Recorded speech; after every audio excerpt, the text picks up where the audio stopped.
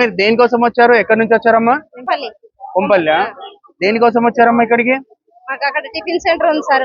10 సంవత్సరాల నుంచి tiffin centre పెడుతున్నాం.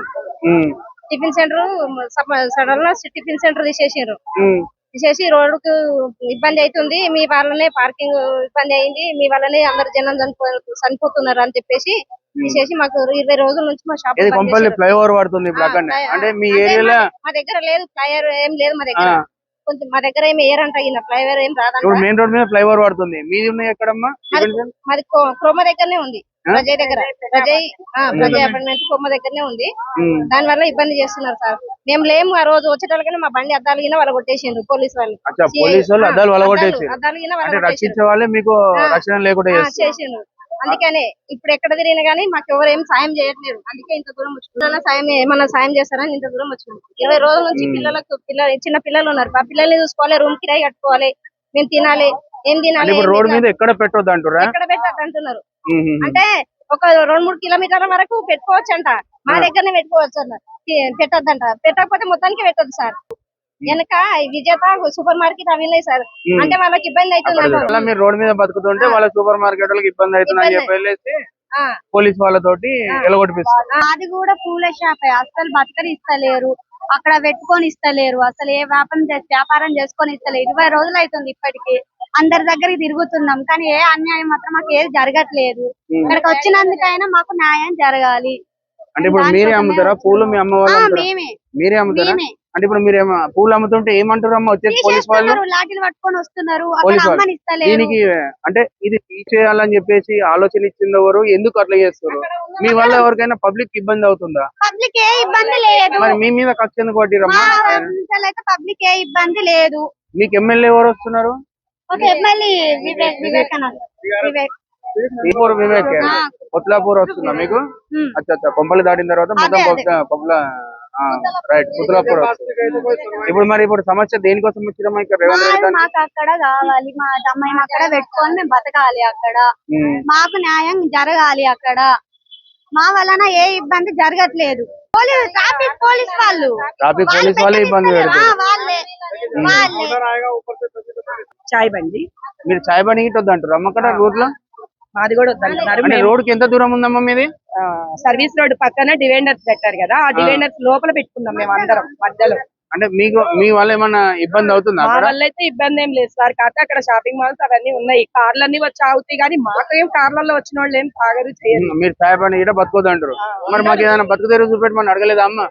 అడుగుతున్నామండి, మాకేం జరగట్లేదని న్యాయం ఇక్కడ దాకా వచ్చాము. అచ్చా, ఇప్పుడు ఎమ్మెల్యే దానికి పోయినా ఏం జరగలేదా న్యాయం? వెళ్ళి చెప్పాము, 2-3 సార్లు చెప్పాము. ఆయన సార్కి ఫోన్ చేసి చెప్పారు, సిఐ సార్కి. మళ్ళీ ఆయన అంటున్నారు పైనుంచి ప్రెజర్స్ ఏమున్నాయో వాళ్ళకి కనుక్కొని చెప్తాం అన్నారు వివేక్ సార్. మీరేనా దేనికోసం వచ్చారమ్మా? పానీపూరి బండి సార్. మీరు పానీపూరి బండి మధ్యలో డివైడర్ మధ్యలో పెట్టుతాము.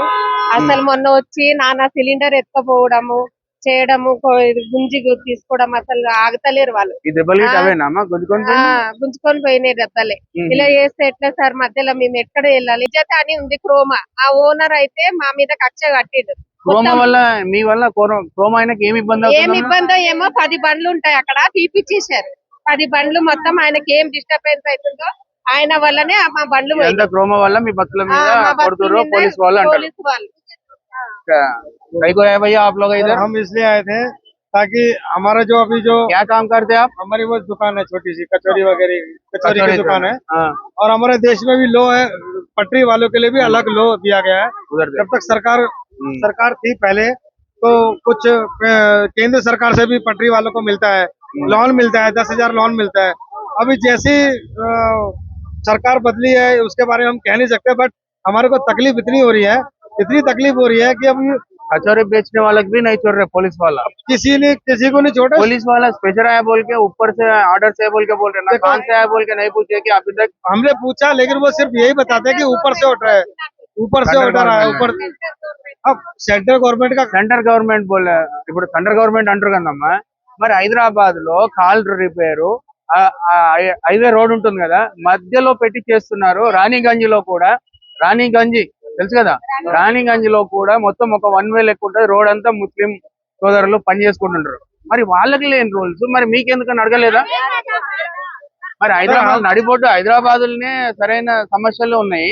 దీన్ని వదిలిపెట్టి అక్కడ వస్తున్నారని మీరు అడగలేదా?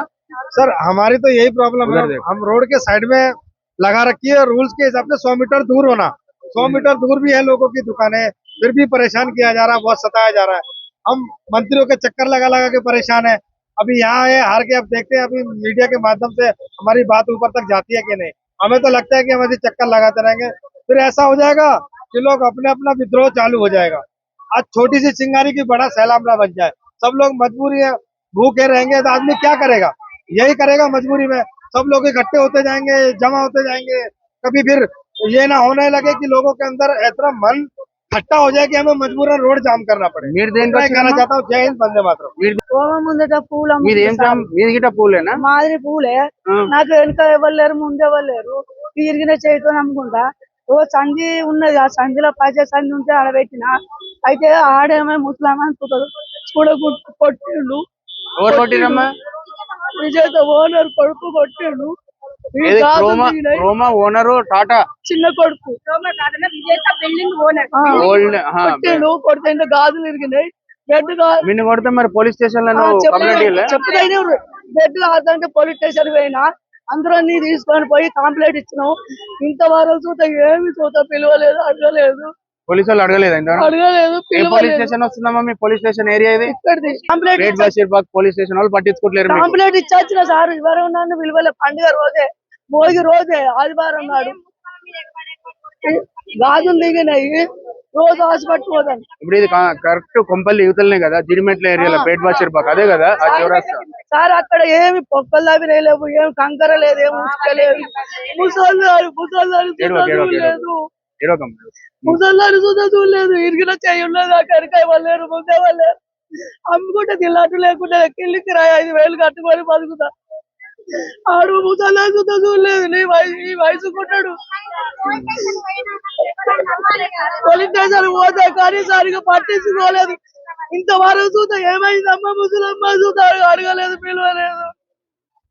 చూసిరా ప్రజలారా, ఇక్కడ ఒక అమ్మ వచ్చేసి ఇప్పుడు సుచిత్ర నుంచి కొంపల్లి మధ్యలో పేట్ బషీర్బాగ్ అని పోలీస్ స్టేషన్ ఒక వ్యవస్థ ఎట్లుందంటే, మరి వీళ్ళు ఈ ఓనర్ బిల్డింగ్ ఓనర్ వచ్చి కొట్టినా గానీ కంప్లైంట్ పెట్టినా గానీ పోలీసు వాళ్ళు పట్టించుకోలేరంట పేట్ బషీర్బాగ్ వాళ్ళు.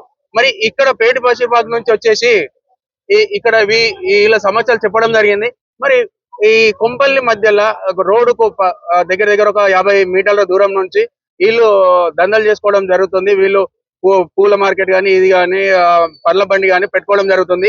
మరి ఇక్కడ వీళ్లకు పేట్ బషీర్బాగ్ కాడ పెట్టుకోదనే రైట్స్ మరి ఎవరిచ్చారు, ఎలా ఇచ్చారో మాకు తెలియదు.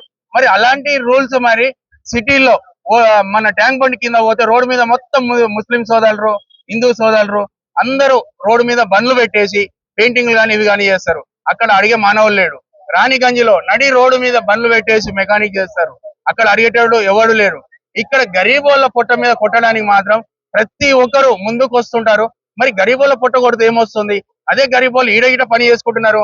వీళ్ళలో చాలా దూరం ఉన్న ఏరియా రద్దీ గిట్ట ఉండదు. ఆ రద్దీ లేని ఏరియాలో మరి వీళ్ళ వల్ల ఏ ప్రాబ్లం అవుతుంది? ఇదే ప్రశ్నిస్తున్నారు. సీఎం రేవంత్ రెడ్డి గారిని అడగడం జరుగుతుంది. మరి హైదరాబాద్ లో గిట్ట అందరినీ ఖాళీ చేపించేసి రోడ్డుకు 60 మీటర్ల దూరం పెట్టిపోయమని చెప్పేసి స్థానికులు ఒక ఆరోపణ చేస్తున్నారు. జై హింద్ అమ్మా.